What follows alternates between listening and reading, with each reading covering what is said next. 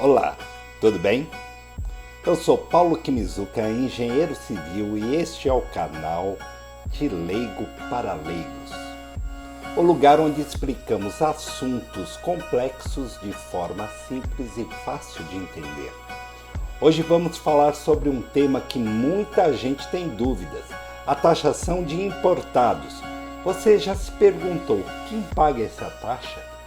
E por que existe essa cobrança?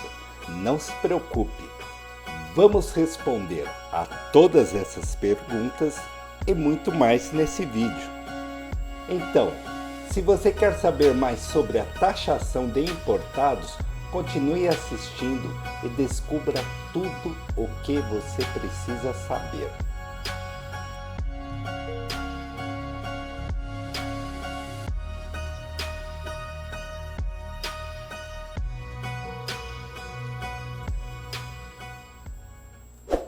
E antes de mais nada, inscreva-se no canal, ative o sininho de notificações, deixe seu like e compartilhe. As medidas anunciadas pelo governo Lula para taxar o comércio online geraram discordâncias em relação ao impacto ao consumidor brasileiro, principalmente os de mais baixa renda, que recorrem aos produtos de plataformas de compra internacionais. Especialistas divergiram sobre o assunto. Enquanto uns defendem que o endurecimento das medidas beneficiam a indústria e o varejo nacional e impede a perda de empregos no Brasil, outros afirmam que há um ciclo de renovação dos tipos de trabalho e que no final o consumidor vai pagar mais caro de qualquer forma pelo produto. Qualquer governo deveria fazer, mas a medida pode ser impopular, mesmo visando combater uma sonegação sistemática de impostos por parte das varejistas estrangeiras, enquanto as empresas brasileiras arcam com alto custo tributário. O governo não pode simplesmente fechar os olhos para a sonegação de empresas estrangeiras, fragilizando o trabalho de todo o comércio varejista nacional. Também há riscos para o trabalhador brasileiro, com uma potencial destruição de empregos no setor varejista, que não conseguiria concorrer com o volume de produtos que entram no Brasil a preços mais baixos pela ausência de impostos, além do risco de uma oligopolização de diferentes setores. Lembrando que o ex-ministro da Economia Paulo Guedes chegou a considerar ação similar à tomada pelo atual chefe da Fazenda, Fernando Haddad. Para alguns, o governo resolveu faturar e não mexer no custo Brasil.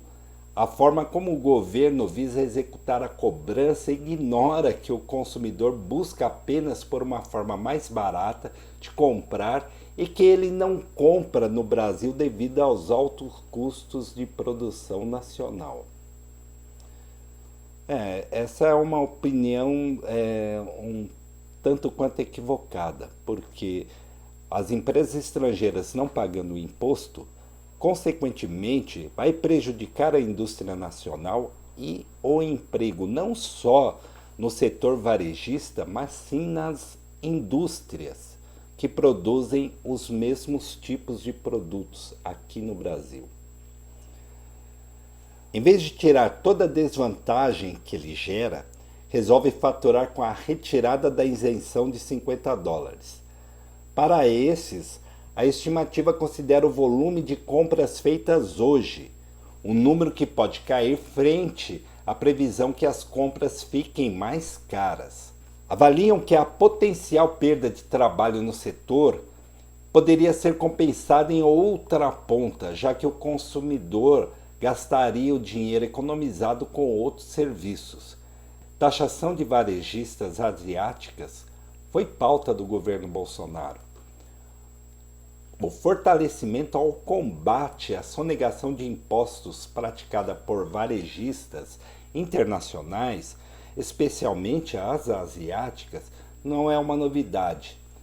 Defendida pelo governo Lula, a pauta era uma demanda de empresários junto ao ex-presidente Jair Bolsonaro e seu ministro Paulo Guedes. Em 2022, um grupo capitaneado por Luciano Hang, dono da Havan, pediu ao governo de Jair Bolsonaro medidas mais duras no combate à sonegação de impostos. Os empresários alegavam que os produtos fabricados na China são vendidos no Brasil a um custo muito baixo do que a produção nacional, justamente por causa da carga de impostos que acaba não sendo cobrada sobre os importados. Na época, Paulo Guedes classificou o comércio eletrônico asiático como camelódromo digital e defendeu a criação de um novo imposto sobre compras digitais, o Digitax, como uma saída para equalizar o jogo. Jair Bolsonaro negou a possibilidade de criar um novo imposto e defendeu fiscalização maior da mesma maneira que acontece agora com a proposta do governo Lula. No entanto, a Receita não mudou o protocolo de inspeção. O argumento de Bolsonaro era de que a solução para acabar com a concorrência desleal com as empresas brasileiras deveria ser a fiscalização, não o aumento de impostos. O governo Lula queria acabar com a regra que permitia a isenção de impostos na entrada de produtos no valor de até $50 no Brasil, mas acabou desistindo agora, voltando à regra que já é lei. Em outras palavras, a norma que, segundo o fisco e especialista em varejo, abre uma brecha para o comércio internacional sem que as empresas paguem os impostos. A estimativa do governo é que cerca de 99,5% dos produtos enviados ao Brasil dentro do teto de $50 são remetidos de pessoa jurídica para pessoa física. Ou seja, a suspeita é de fraude, já que nenhum tipo de comércio pode ser feito sem pagar impostos de importação e a isenção é apenas para remessas entre pessoas físicas. A equipe de Lula entende que a regra tributária de 1999 é antiga e não está adequada ao tamanho do comércio eletrônico atual.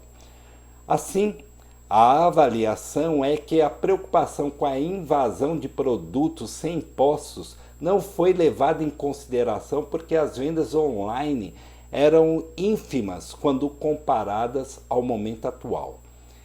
Cerca de 48 caminhões carregados com mercadorias circulam diariamente entre São Paulo e Curitiba, onde está o centro de triagem dos Correios, para que os produtos sejam desembaraçados segundo estimativas da Receita. As medidas que estão sendo analisadas visam reestruturar esse processo que acaba gerando custos de transporte para os Correios, empresa que é estatal. O objetivo do governo é combater a sonegação de impostos e aumentar a arrecadação. A estimativa é que a fiscalização mais rígida gere cerca de 8 bilhões aos cofres públicos. Os bens que integrem remessa postal internacional no valor de até $50, ou o equivalente em outra moeda, serão desembaraçados com isenção de impostos de importação, desde que o remetente e o destinatário sejam pessoas físicas. Em meio à polêmica da taxação, Shein anunciou a inauguração de seu primeiro escritório no Brasil, localizado em São Paulo. Segundo a companhia, o objetivo é consolidar a operação local e reforçar a atuação no mercado brasileiro. O anúncio ocorre em paralelo com a polêmica acerca da regra que isenta de impostos as encomendas enviadas por pessoas físicas, que custa até $50, R$ 250 mais ou menos, que pode impactar a varejista estrangeira. Ter um endereço no Brasil é algo simbólico para uma marca global que vem trabalhando ativamente para consolidar sua operação localmente. Estabelecer um escritório é mais um passo dentro da estratégia que busca fortalecer e cada vez mais ampliar a sua atuação no país. Antes de se consolidar com o escritório no Brasil, a Shein já havia promovido projetos de lojas físicas em forma de pop-up. Localizada no shopping Vila Olímpia, a loja foi aberta de forma temporária entre os dias 12 e 16 de novembro de 2022. A abertura foi tão aguardada pelos clientes que gerou confusão e tumulto. Vídeos e relatos compartilhados nas redes sociais mostram as pessoas brigando na fila. Programada para abrir às 10 horas, já haviam clientes esperando às 6 horas. A medida deve ter impacto no preço dos produtos comercializados em sites estrangeiros como Shein, Shopee, AliExpress e outros. Nas últimas semanas, o ministro Fernando Haddad já vinha criticando empresas que aproveitavam essa regra de envio de pessoa física para outra para sonegar impostos no comércio eletrônico. E não é só no Brasil. Estados Unidos fecham o cerco em torno da Shein e outras plataformas de moda. Em meio à disputa entre os dois países, China e Estados Unidos, um relatório da Comissão do Congresso norte-americano levanta a necessidade de acompanhamento de questões como taxação, direitos intelectuais, uso de trabalho escravo e segurança de dados sobre as operações. O setor da moda rápida pode ser o próximo campo de batalha na tumultuada relação entre Estados Unidos e China, com plataformas populares entrando no radar de autoridades norte-americanas. As maiores plataformas de fast fashion do mundo, Shein e Temu, são conhecidas pelos preços baixos e descontos. Mas o rápido crescimento global das empresas em meio às disputas corporativas entre as duas potências aumentou o foco do Congresso norte-americano sobre as operações asiáticas. Esse relatório do Congresso americano levanta que o pacote médio da Shein é de cerca de 11 dólares, abaixo do valor de impostos de importação e tarifa sobre produtos vindos da China. Dado o crescimento acelerado da Shein e outras plataformas no mercado de comércio eletrônico americano, o governo está sendo mais vigilante para que essas empresas respeitem as leis e não recebam vantagens sobre as companhias americanas, afirma as autoridades desse país.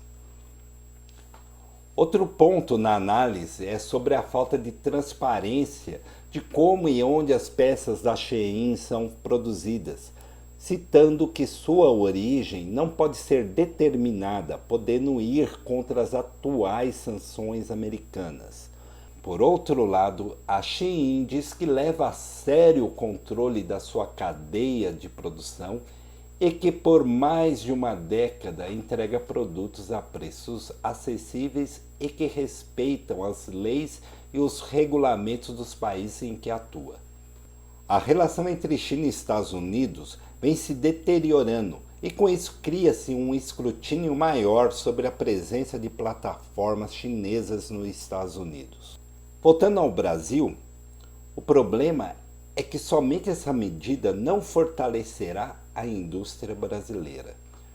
O governo conseguirá aumentar a sua arrecadação, mas a população, a princípio, não é favorável a ter que pagar mais caro por produtos das plataformas de vendas estrangeiras. Por outro lado, não é justo que as empresas estrangeiras soneguem impostos e prejudiquem a indústria nacional e o emprego dos brasileiros. Devemos todos analisar profundamente esta situação e pesar os prós e os contras.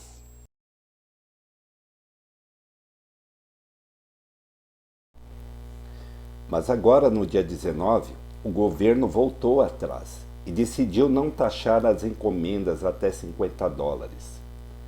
Ganhou os compradores desses produtos que nem sempre têm a qualidade esperada. Perdeu a indústria e o varejista nacional. Perderam-se os impostos que o governo arrecadaria. E os trabalhadores desses setores no Brasil e que também compram nas plataformas estrangeiras, será que manterão os seus empregos?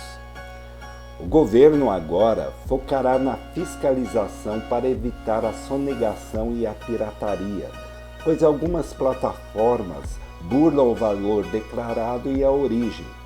Muitos produtos vêm com o valor da etiqueta abaixo dos $50. Vamos esperar. E é isso aí, meus leigos.